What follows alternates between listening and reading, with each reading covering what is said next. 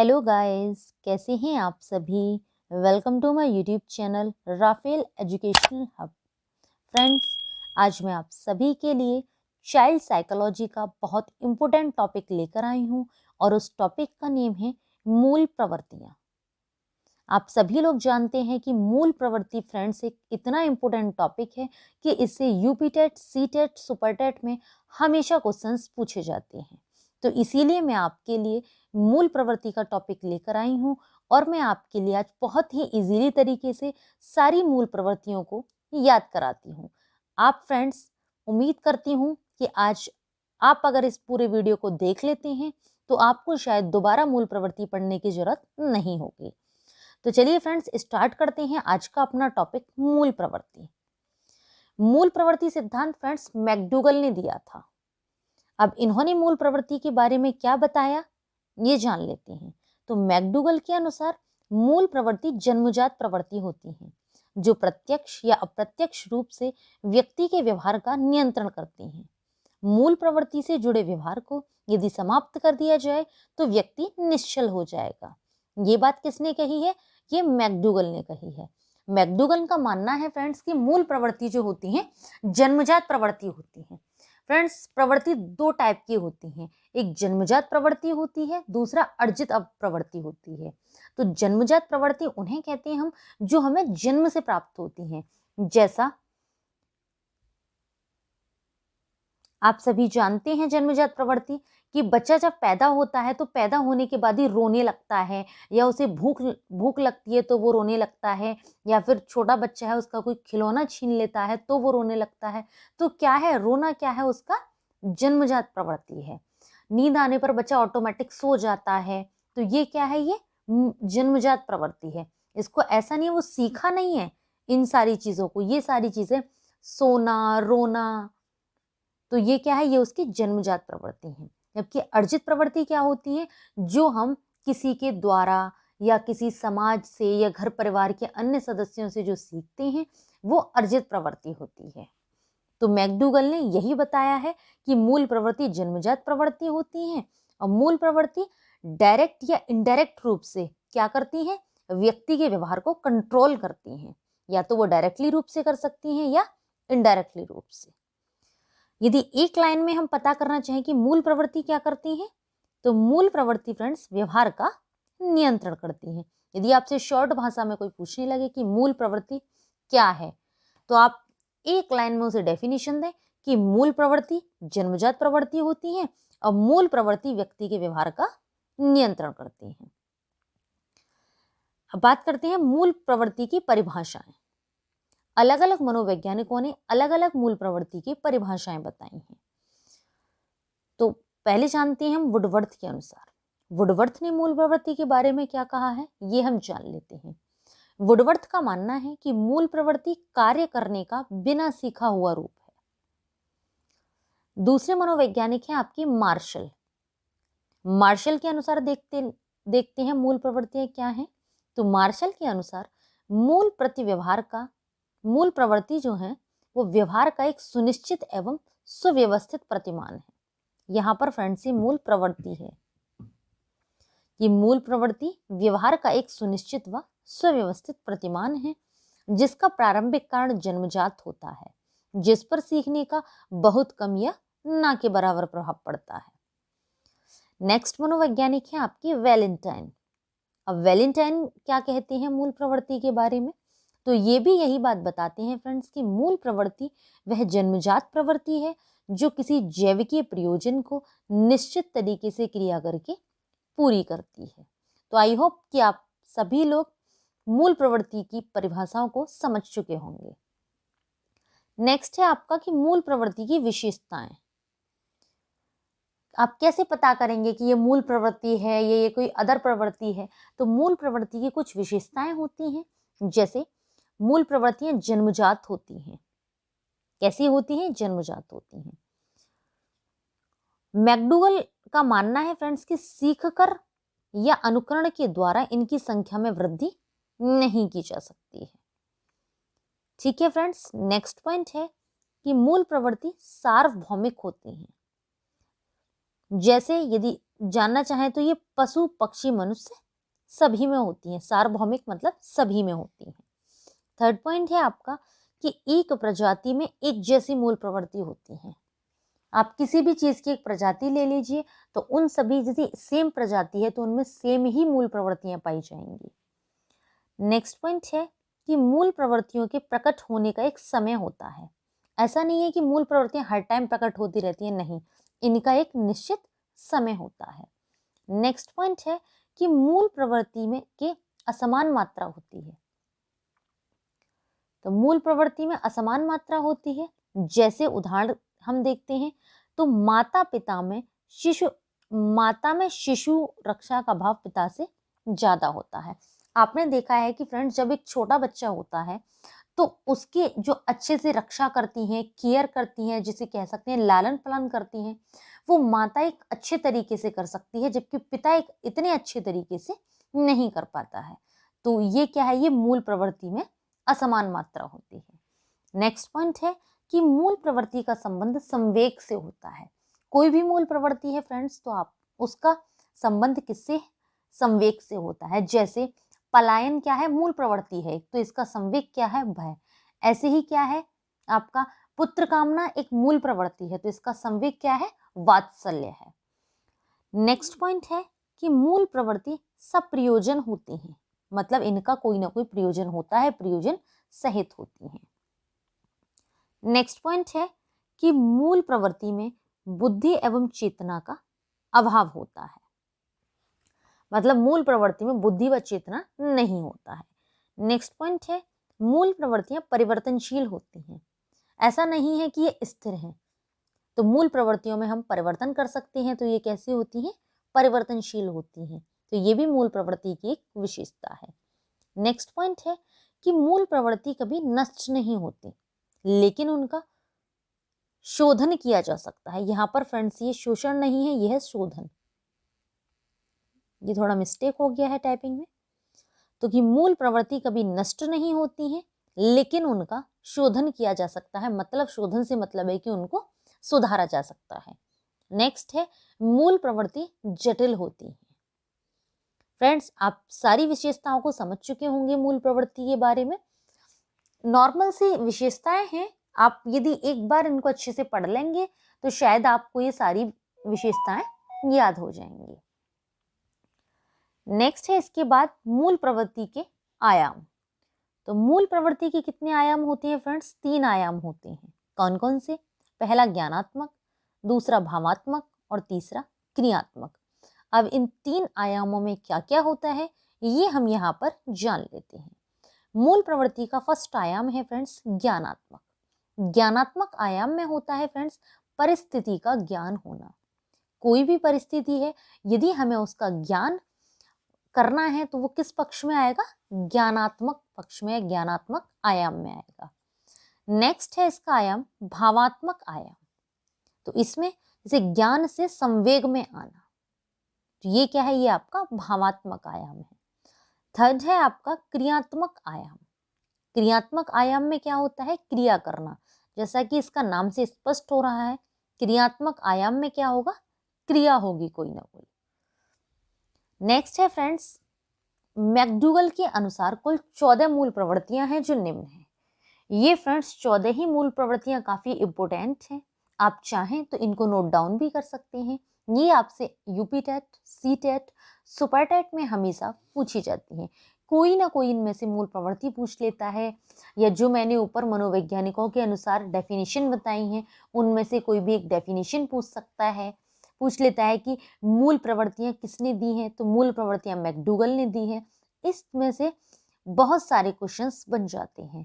तो यदि आप इस टॉपिक को अच्छे से पढ़ेंगे, इस वीडियो को लास्ट तक देखेंगे, तो सारे जो आपके जो भी प्रॉब्लम्स हैं वो सारी सॉल्व हो जाएंगे और पूरा टॉपिक आपको अच्छे से समझ में आ जाएगा। बात करते हैं 14 मूल प्रवृत्तियों के बारे में कि 14 मूल प्रवृत्तियां कौन कौन सी होती हैं और इनके 3 पहलू होते हैं, तो इनके पहलुओं में क्या क्या होता है ये भी बात आपको पता है, मैं पहले भी बता चुकी हूँ कि मूल प्रवृत्ति का संवेग से संबंध होता है, मतलब प्रत्येक मूल प्रवृत्ति का एक संवेग होता है। तो वो चर्चा हम यहाँ पर करेंगे। फर्स्ट मूल प्रवृत्ति से शुरुआत करते हैं। तो फर्स्ट मूल प्रवृत्ति है पलायन। इसका संवेगात्मक पहलू क्या है? भय। ज्ञानात्मक पहलू में आएगा पलायन मूल प्रवृत्ति है, तो ज्ञानात्मक पहलू क्या है? भयानक स्थिति या विचार। ये हमारे मन में भयानक परिस्थिति, हमारे सामने भयानक परिस्थिति आ जाए या हमारे मन में कोई भयानक विचार आ जाए तो क्या होता है? संवेगात्मक पहलू भय है। तो क्रियात्मक पहलू हम क्या करेंगे? हम रक्षा के लिए भागेंगे या चिल्लाएंगे कि कोई हमें बचा ले। तो ये क्या है? ये पलायन है। नेक्स्ट मूल प्रवृत्ति है युयुत्सा।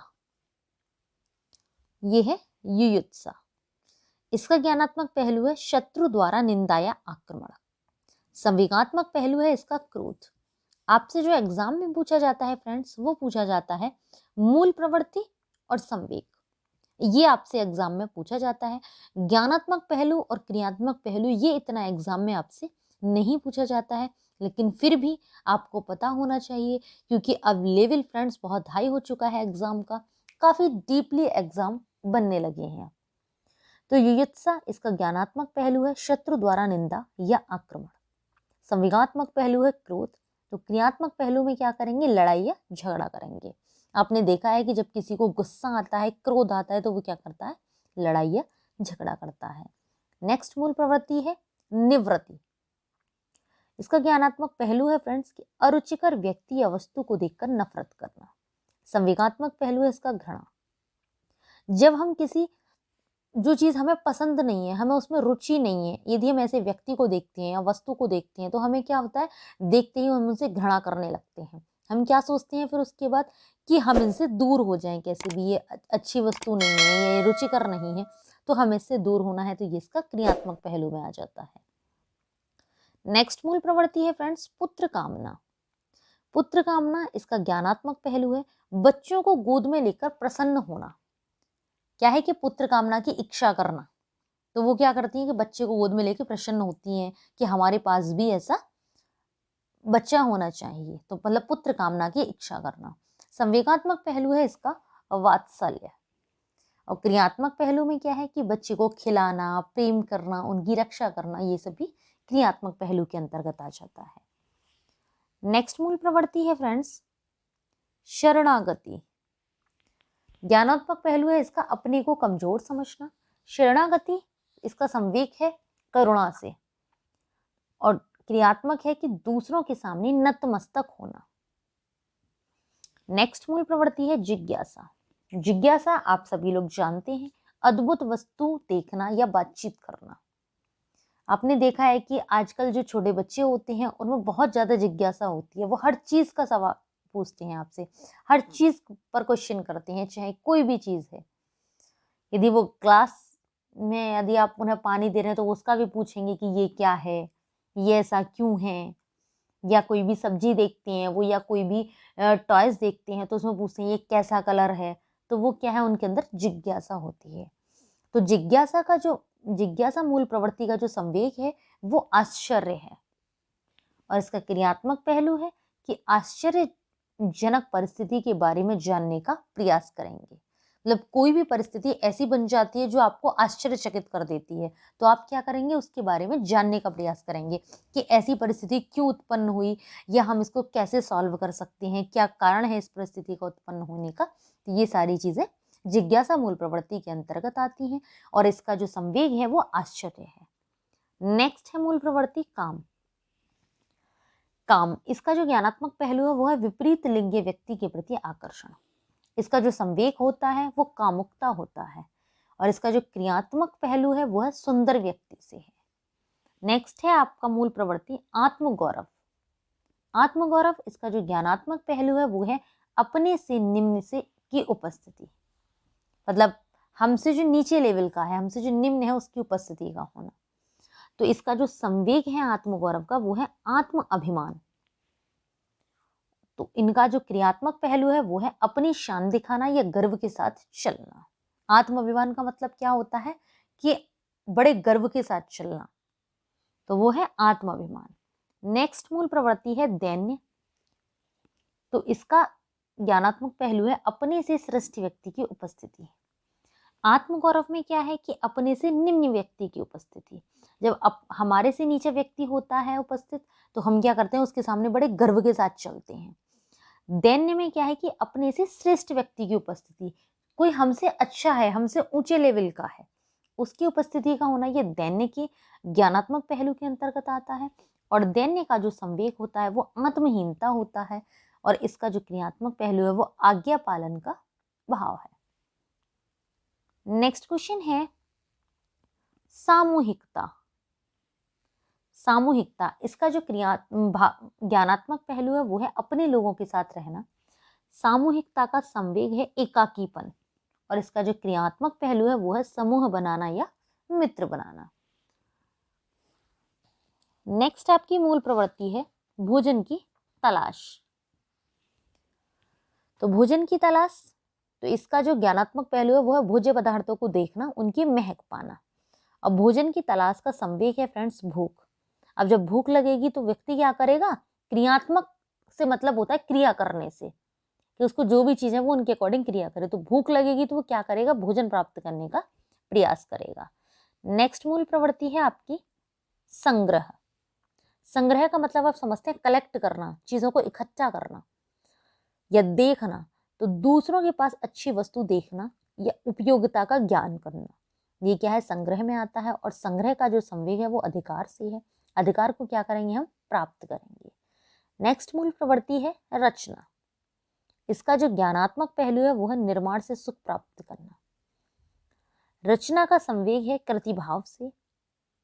अब कृतिभाव से है तो क्रियात्मक में हम क्या करेंगे, निर्माण कार्य करेंगे। नेक्स्ट मूल प्रवृत्ति है, और यह सबसे लास्ट मूल प्रवृत्ति है हास्य। हास्य होता है हंसी से, कोई भी हंसी की चीज सुन रहे हैं हम, हंसी के चुटकुले सुन रहे हैं, हंसी की स्टोरी सुन रहे हैं, कोई हंसी का प्रसंग सुन रहे हैं, तो ये क्या है, सारी चीजें हास्य में आती हैं। तो इसका जो ज्ञानात्मक पहलू है वो है हंसी वाले प्रसंग सुनना। और हास्य का जो संवेग होता है, संवेगात्मक पहलू होता है, वो आमोद होता है। और आमोद, और इसका जो क्रियात्मक पहलू है वो क्या है, हंसने की क्रिया। क्रियात्मक में फ्रेंड्स सारी चीजों को करने से मतलब होता है क्रिया, क्रियात्मक पहलू का मतलब होता है क्रिया करना। ये तो हो गई फ्रेंड्स मूल प्रवृत्ति आपकी मैकडूगल के अनुसार। मैकडूगल के अनुसार 14 मूल प्रवृत्तियां हैं जो मैं सभी आपको बता चुकी हूँ, और इनके संवेग भी बता चुकी हूँ कि इनके संवेग कौन कौन से होते हैं। नेक्स्ट फ्रेंड्स आपको बात ये याद रखनी है, काफी इंपोर्टेंट बात है ये आपके लिए, काफी इंपोर्टेंट पॉइंट्स है ये पॉइंट्स है कि सिगमंड फ्राइड ने व्यक्तित्व की 2 ही मूल प्रवृत्तियां बताई हैं। कौन कौन सी बताई हैं उन्होंने, फर्स्ट जीवन और सेकंड मृत्यु। ये 2 मूल प्रवृत्तियां किसने बताई हैं, सिगमंड फ्राइड ने व्यक्तित्व की 2 मूल प्रवृत्तियां बताई हैं। इंपोर्टेंट पॉइंट्स फ्रेंड्स ये भी है कि प्रेम, स्नेह व काम प्रवृत्ति को लिबिडो कहते हैं। आपसे एग्जाम में पूछ सकता है कि लिबिडो किसे कहते हैं, तो प्रेम, स्नेह व काम प्रवृत्ति को लिबिडो कहते हैं। नेक्स्ट है आपका मूल प्रवृत्तियों का रूपांतरण। मूल प्रवृत्तियों का रूपांतरण कैसे किया जाता है ये आपको पता होना चाहिए। तो फ्रेंड्स मनोवैज्ञानिकों ने मूल प्रवृत्तियों के रूपांतरण की निम्न विधियां बताई हैं। जैसे फर्स्ट है दमन।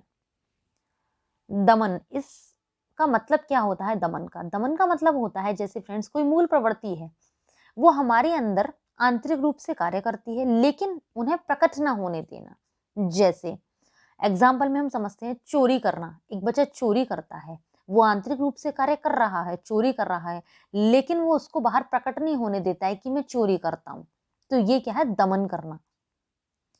जैसे झूठ बोलना, अपने आंतरिक रूप से वो कार्य कर रहा है, झूठ बोल रहा है, लेकिन वो बाहर प्रकट नहीं होने देता है इस चीज को कि मैं झूठ बोल रहा हूँ।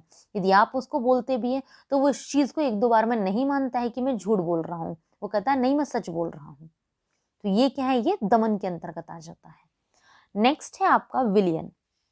विलयन से मतलब है कि फ्रेंड्स जिन मूल प्रवृत्तियों में हमें परिवर्तन लाना है उससे संबंधित वातावरण में परिवर्तन कर देना। कोई भी मूल प्रवृत्ति है, मैंने आपको 14 मूल प्रवृत्ति बताई हैं, तो जैसे आपका पलायन है, युयुत्सा है, निवृत्ति है, पुत्र कामना है, यदि इन मूल प्रवृत्तियों में हमें परिवर्तन लाना है तो इनसे मूल प्रवृत्तियों से जो संबंधित वातावरण है उनमें क्या कर देंगे, हम चेंजेस कर देंगे। नेक्स्ट है आपका मार्ग आंतरिककरण।